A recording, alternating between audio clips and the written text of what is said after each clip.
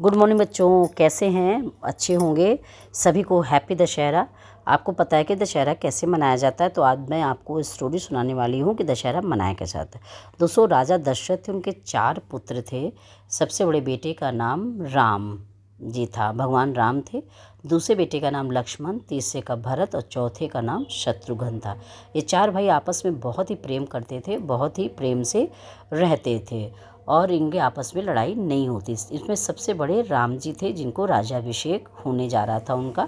दशरथ ने कहा मेरा सबसे बड़ा बेटा राम है, उसी को मैं राजा बनाऊंगा। जब ये बात राजा की 3 रानियां थी, कौशल्या, कैकेयी और सुमित्रा, जब कैकेयी की जो दासी थी मंथरा को ये बात पता चली कि राम का राज्याभिषेक हो रहा, तो जाके कैकेयी को उसने सिखाया कि अरे तू पागल है, तेरे बेटे को राज्याभिषेक होना चाहिए, भरत को गद्दी मिलनी चाहिए, राम को नहीं। तुम्हें याद नहीं कि 3 वरदान राजा दशरथ ने तुम्हें दिए थे और तुमने अभी मांगा नहीं, तो जा कर के राजा दशरथ से वो वरदान मांग लो, यही एक मौका है। तो कैकेयी बच्चों कैकेयी जाके राजा दशरथ से अपने वरदान को मांगती हैं और वो राजा दशरथ नाराज़ हो जाते हैं और कहते नहीं, अब मैं ऐसा तुम्हें नहीं करना। एक कुभवन में चली जाती हैं। फिर राजा दशरथ इनको मनाने जाते हैं, कहते ठीक है तुम वरदान अपना मांग लो। तो इन्होंने पहला वरदान मांगा कि मेरे बेटे को राज्याभिषेक, और दूसरा वरदान इन्होंने मांग लिया कि जो है राम को 14 वर्ष का वनवास। फिर इन कैकेयी जो है मंत्री कैकेयी की इतनी बुद्धि भ्रष्ट हो गई थी कि उन्होंने इस तरह मांगा। राजा ने दुखी होकर के कहा ठीक है। जब ये बात राम को पता चली तो राम भगवान अपने बहुत खुश हुए, दुखी नहीं। उन्होंने कहा कि जी कैकेयी माँ को बहुत प्यार करते, तो कैकेयी भी राम जी को बहुत प्यार करती थी, तो वो दुखी नहीं हुए, बड़े खुश हुए कि माँ ने जो निर्णय लिया है वो अच्छा ही निर्णय लिया होगा। और इस तरह वो जो है अपनी कैकेयी माँ से मिलने के लिए जो है गए और वहाँ पे कैकेयी माँ के पास गया। उन्होंने कहा कि माँ, आपने जो कहा है मैं उसके आज्ञा का पालन करूँगा और मैं 14 वर्ष का वनवास मैं 14 वर्ष वनवास जाऊँगा। और इस तरह ओके माँ, आप दुखी मत होइएगा। और ये मन में कैकेयी तो दुखी थी, लेकिन मंथरा के चक्कर में आ करके और इसने इस तरह जो है वरदान मांग लिया था। फिर ये खुश होकर के जो चले गए प्रणाम करके, और दशरथ के पास गए, वहाँ भी इन्होंने प्रणाम किया। इसके बाद इन्होंने सारे अपने गहने कपड़े उतार लिया और जो है साधु के वेश में आ गए और ये जोगन वाला वस्त्र पहन लिया। राम भगवान जाने लगे तो लक्ष्मण ने कहा कि भैया मैं आपके साथ चलूँगा, मैं यहाँ नहीं रहूँगा। और फिर पीछे से सीता जी आ गई, उन्होंने कहा स्वामी मैं भी आपके साथ जंगल में चलूँगी। राम भगवान ने कहा कि वहाँ तुम नहीं रह पाओगी, क्योंकि तुम राजकुमारी हो, जंगल में बड़े बड़े जानवर भी रहते, पेड़ के नीचे रहना कैसे रहोगे।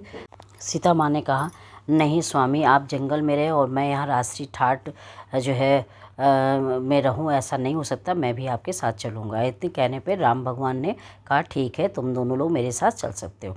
उधर जंगल में जा कर के उन्होंने कुटिया बना के रहने लगे। एक दिन सीता काम कर रही थी और बड़ी वहाँ आवाज़ आई, बड़ी सुंदर आवाज़ आई। किसी मृगकीरू ने कहा कि लग रहा है कि ये कौन सा जानवर है, मुझे लाके आप दीजिए। तो राम भगवान उसको पकड़ने के लिए चले गए और जब पकड़ने के लिए गए तो इधर उन्होंने लक्ष्मण से कहा अपनी भाभी का ध्यान रखना। इतने में ही बहुत तेज़ आवाज़ राम लक्ष्मण लक्ष्मण ऐसे करके आवाज़ आई, जैसे कोई कष्ट हो। तो इन्होंने राम अपने देवर लक्ष्मण से कहा कि लग रहा तुम्हारे भैया बहुत कष्ट में हैं और तुम जा कर के उनको बचाओ। लक्ष्मण ने कहा नहीं भाभी, मैं नहीं जाऊँगा, क्योंकि राम भैया ने कहा है कि आपकी रक्षा करना है। तो भाभी ने अपना वचन दिया कि नहीं तुम्हें जाना होगा। और जब लक्ष्मण जाने लगे तो एक उन्होंने रेखा खींच दी कि भाभी आप इस रेखा के पार नहीं जाएंगी, चाहे जो हो जाए इसी के अंदर आप रहेंगी। तो सीता ने कहा ठीक है, मैं इसी के अंदर रहूँगी, मैं बाहर नहीं जाऊँगी। और रेखा खींच के लक्ष्मण जी चले गए। इतनी देर में एक साधु आया, रावण था, रावण साधु के भेष में आया और भिक्षाम दे करने लगा। सीता माँ रेखा के अंदर खड़ी होकर देने लगी तो ये नाराज़ हो गया और कहा कि मैं जो है रेखा के अंदर खड़ी इस तरह भिक्षा नहीं लेता हूँ, रेखा के इस पार आओ तो जो भिक्षा दो तभी मैं भिक्षा लूँगा। फिर सीता सोचेंगी कि साधु जो है हमारे दरवाजे से लौट जाएगा।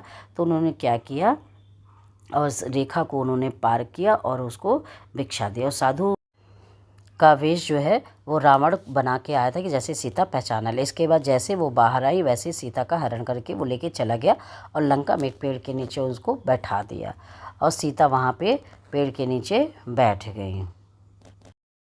रावण कहने लगा सीते तू अब मेरी है और तुझे राम अब नहीं ढूंढ पाएगा, इसलिए रो रो के अपना चेहरा मत ख़राब करो और मेरे साथ रहो, मैं तुम्हें यहाँ की रानी बना दूँगा।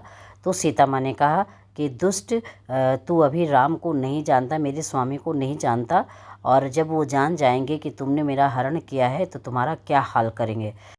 रावण ये सुनकर हंसने लगा और सीता जी जो है उदास अपने पेड़ के नीचे बैठ गए। इधर राम जब वापस आए जंगल से तो हर जगह राम और लक्ष्मण सब देखने लगे कि कहाँ गई सीता। सीते सीते सीते आवाज़ देने लगी, कहीं सीता दिखी नहीं। तो परेशान हो गए और फिर उनको जंगल में ढूंढने के लिए निकल पड़े। इसके बाद उनको पता चला कि रावण सीता का हरण कर गया है। तो उन्होंने सारे जितने बंदर सेना थे सारे लोगों को जंगल में इकट्ठा किया और जो है लंका पर चढ़ाई कर दी। इसके रावण का वध किया। रावण का वध जो है, रावण की मृत्यु नहीं हो रही थी तो उनके भाई विभीषण ने बताया कि उनकी नाभि में जो है जान है और यहाँ पे मारेंगे तभी उनकी मृत्यु होगी। राम भगवान ने जो है नाभि में उनके बाण चलाया और रावण की मृत्यु हो गई। रावण बच्चों बहुत ही विद्वान था, लेकिन राक्षस प्रवृत्ति में होने के कारण वो उसकी मति जो है भ्रष्ट हो गई थी और भगवान ने रावण का वध किया। और आज ही के दिन, दशहरा के दिन रावण का वध किया, इसलिए हम लोग दशहरा धूमधाम से मनाते हैं। और उस दिन सब जगह जो है रावण को जलाया जाता है, रावण मेघनाथ को जलाया जाता है। और बच्चों ये त्यौहार, दशहरा का त्यौहार जो है अच्छाई पे बुराई की जीत का प्रतीक है, इसलिए पूरा देश धूमधाम से मनाता है और यह संदेश देता है कि हमें जो है बुराई से दूर रहना चाहिए और ख़राब काम नहीं करने चाहिए। इसके बाद सीता माँ को ले करके भगवान फिर वापस आ गए और अपनी अयोध्या वापस चले आए और खुशी खुशी राम भगवान का राज्याभिषेक हुआ और जो है खुश होकर अपने घर में रहने लगे। तो बच्चों फिर मिलते हैं नए स्टोरी के साथ। Bye bye.